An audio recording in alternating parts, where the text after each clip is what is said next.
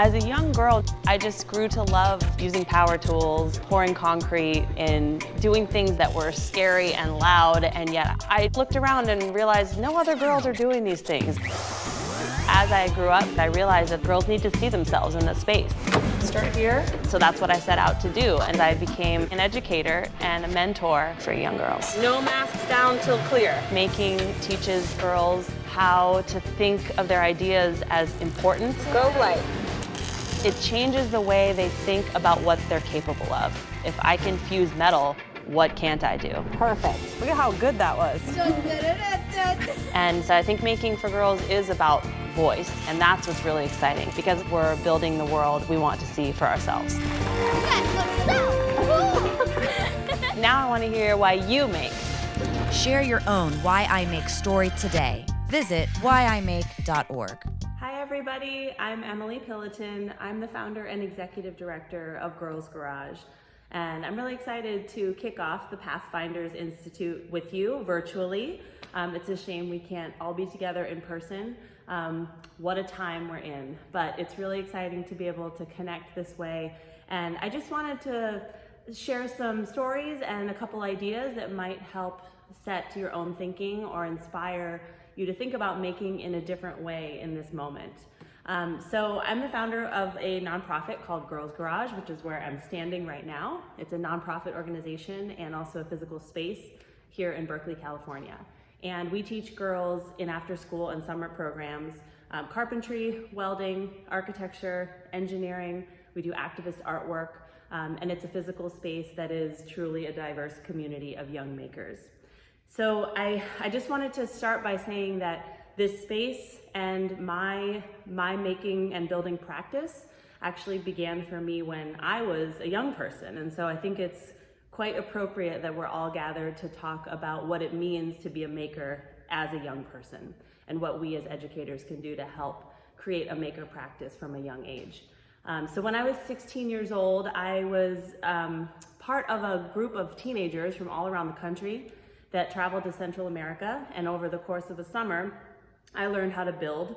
I lived in a small town with a family, and we built as a group of about 20 different volunteers, both local and teenagers from all over the US. We built an entire town park, and I learned how to mix and pour concrete. I learned how to frame walls and a roof with lumber.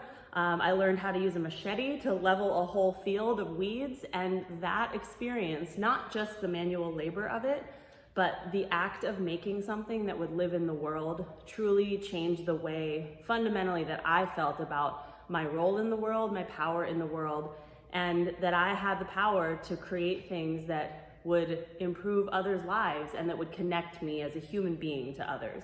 And so that's what made me fall in love with architecture. And so in many ways, my love of architecture and building and making comes from that experience I had as a young person.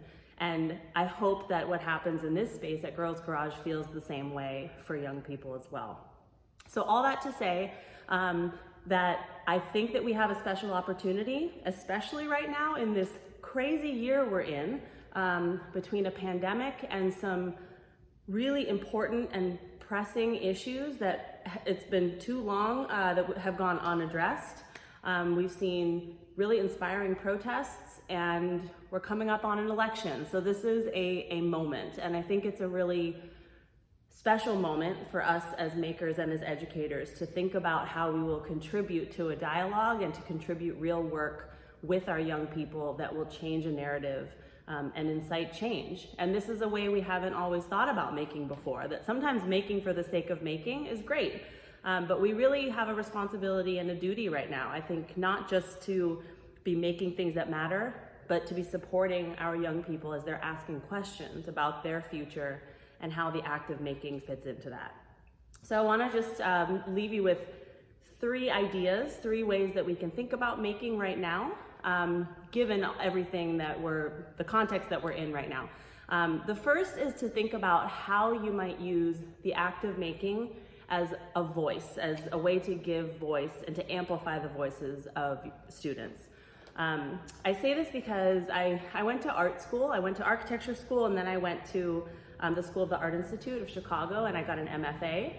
And being in art school taught me something very important that has changed the way I think about making also. And that is that most artists start their practice with an inquiry as to who they are and what their identity is, and the work stems from that. And often making, and specifically design or engineering or building, is often decoupled from who we are as humans. We're often asked to meet the needs of a client or to deliver something that's functional, and we sort of remove our own voice from that making.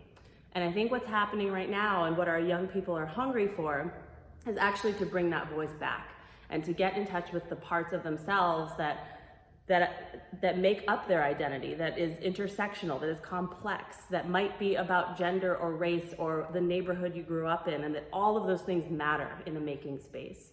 So for educators, I think it's important for us to consider projects that don't shy away from that and that actually ask students to investigate and represent their own identity in tangible ways. So one way that we've done this, I'm actually about to start a project virtually with our teen girls this summer, where we're doing a project called Building Our Own Seat at the Table. And every girl is gonna make a wooden chair, and the process to make that chair is mostly uniform. The materials are the same, some of the structural joinery is the same, but there are a couple key creative choices they can make to use the chair as a canvas to tell their story. So they can decide what type of graphic they're gonna put on the seat, how they're gonna use the back as almost as a billboard to represent their own ideas. And so every chair, while they will have been built in mostly the same way, will end up looking completely different and will all tell the stories of individual girls. So I love thinking about maker projects like this that are tangible, that have some kind of uniformity amongst a group, but that have a lot of room for young people to bring their voice, to share their voice, and to make their work represent their life story. The second thing is to consider making as an impetus to create community. And I mean this in a couple different ways. If we were able to gather, we would all know what this means. Like, to gather in a maker space is really a special thing. To have girls in the girls' garage, physically here, feels like a community. And that feels a little tenuous right now. We can't gather in the same way. And so I think we have to consider how we can use making as an asset that makes us feel closer as humans, rather than more distanced, which already we feel so distanced. So one way I've thought about this, is to create projects that actually are only achievable with many people. So instead of considering projects that happen on one tabletop by one young person in one home, how can we come up with projects that are actually pieces and modules that are then assembled and maybe come together in a hugely powerful way? One thing that I'm doing with girls right now is we're building a small cubby shelf for a food pantry that's down the street. And this cubby shelf is made up of 28 different cubes, and I have 28 girls who are assembling those cubes in their own home, and they'll all be put together here, and it's gonna be a huge built-in shelf for the food pantry. So even though the model in which we're teaching is a little bit different, I think maintaining ambition around what we can do together and coming up with projects that ask people to contribute something to a greater whole is a wonderful way to stay connected. And then the third way I think about making, especially right now, is as a form of activism and power. And I mean power in the literal sense of using a power tool, but more importantly as really a force for political power. And I don't mean to make this partisan, but I do feel like making, because it is such a tangible and real way of representing our stories, that it is a great opportunity to contribute to a conversation about what's happening in the world right now.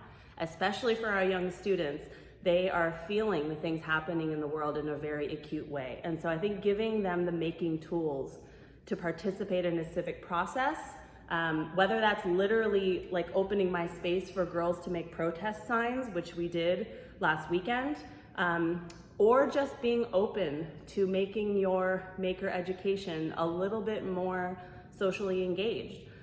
Where are the places in civic society where making can be tangible? Where can it live in a way that feels like we're contributing and responding to something? I also think about this outside of our current time, just that the act of making is hugely hopeful that any young person who gets to stand up and say, I built that thing or I made that, they've contributed to and changed the world in some small way. And that's powerful, to experience your own ability to edit and author your own world. I have a group of teenagers who are working on a huge, like a 500 square foot chicken coop right now. And it was designed by them. It's 14 teenage girls. They designed every detail. They're building every single part of it. And this is for an urban farm in nearby Richmond.